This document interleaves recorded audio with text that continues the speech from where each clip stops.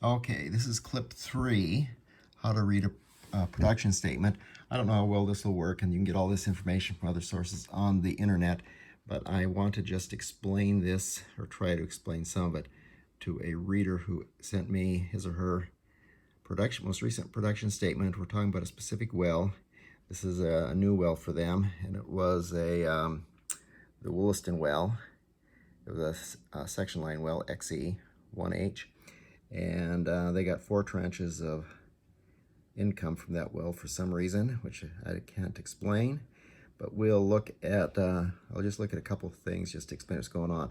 So the first thing, this is the first, there were 4 of these tranches of income they got from this one well. So we're just looking at the oil. So the royalty interest is here. This is the month of sales, January 24th.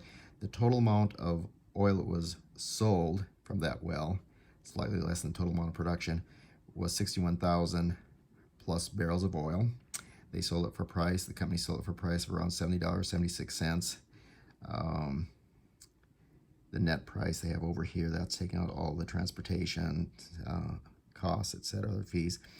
And when you take the number of acres, take the number of barrels of crude oil sold times the price they price at the wellhead, then you get a total amount of $4.3 million. Now the individual's percent or portion, whatever you want to call it, of that amount of oil from that well is shown by a decimal unit. And in this case, a decimal unit for this tranche of income was 4 zeros, 2995. And a lot of people have a question of where that decimal point came from. And you can find that on the web, numerous locations. Just look up decimal unit for oil production. But basically, it's 3 numbers. You take the number of acres that the mineral owner has in the lease, divide by the number of acres in the drilling unit, and then take that times the percent royalty interest. In the old days, the percent royalty interest, my dad always talked about 1/8, 1/8 interest. Then we heard 3/8 interest, and I assume there's 2/8 or 25% royalty interest. So again, the decimal unit is just the number of acres in the lease divided by the total number of acres in the drilling unit, and then times the royalty interest.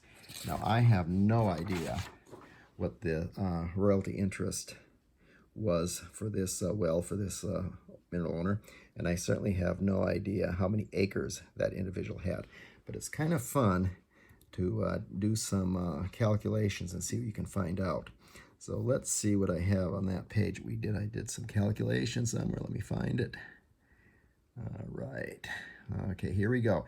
Now this is going to be a little, this is my calculations, and there may be errors, but it's my way of explaining it my first go around. So the Williston well, the well we're looking at is the Williston well, 3031F XE. XE means it was a section line well. The size of the drilling unit we know was 2560 acres, that's known. The total number of barrels that were sold in January 24th, the month that we're talking about, was 61,026.68 barrels. The price, the full price was $70.76, the net price was less. The owner's volume, and that's on the production statement, 1.83, so that's not my number, that's the number the company says the owner got. The owner got 1.83 barrels.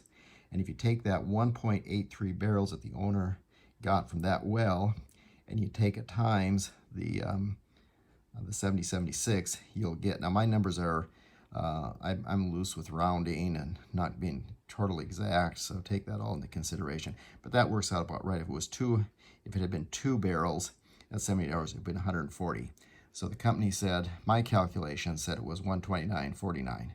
And I think the company's was 129.34. So who knows what the difference is.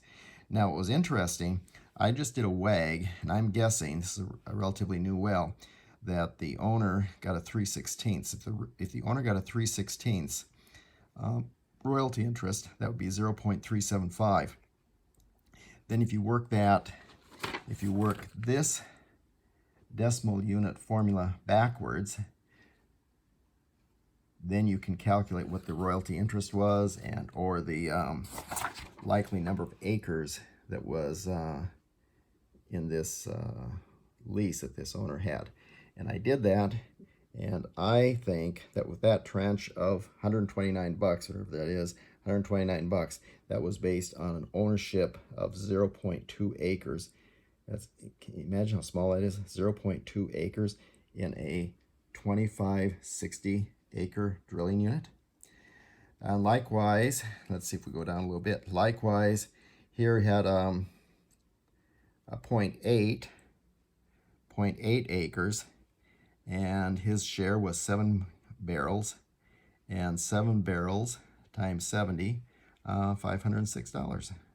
All right, so that all works out. There's other ways of doing all these calculations. You can also do it this way. The number of barrels of oil that was produced in total was 61,000, and that was over 2560 acres. So per acre, about 24 barrels of oil per acre. And then you can do the calculations there and get these same numbers.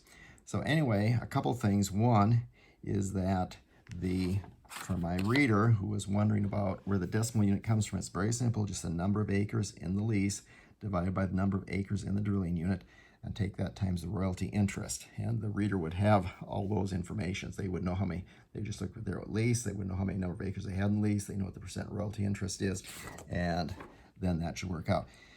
Why the owner got 4 tranches and there's different, and the decimal unit is different. My hunch is that the owner actually has 0.2 acres in one spot in that 2560 acre. 2560 acres is a large area. It's 2 sections. It's 1 mile by 2 miles rectangular, and so my hunch is he had 0.2 acres in one spot, he had 0.3 acres in one spot, 0.025. Now, why they don't combine all those into a total, it's possible because each well stands alone, each little area that they own stands alone. So there's probably a reason for doing that. I honestly don't know why they broke it up that way.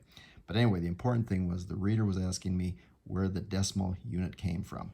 And that's the decimal interest. The other thing that's really interesting is, imagine this. This individual had 0.2 acres, owned 0.2 acres. And of that, he got 130 bucks. And that's for the first month production. It'll go down over time, but still. Now imagine if you had 2 acres. 2 would be 10 times that amount. And farmers often had 160 acres when they first started out. So you can see how these it's just crazy. So two full acres would have got you 10 times that.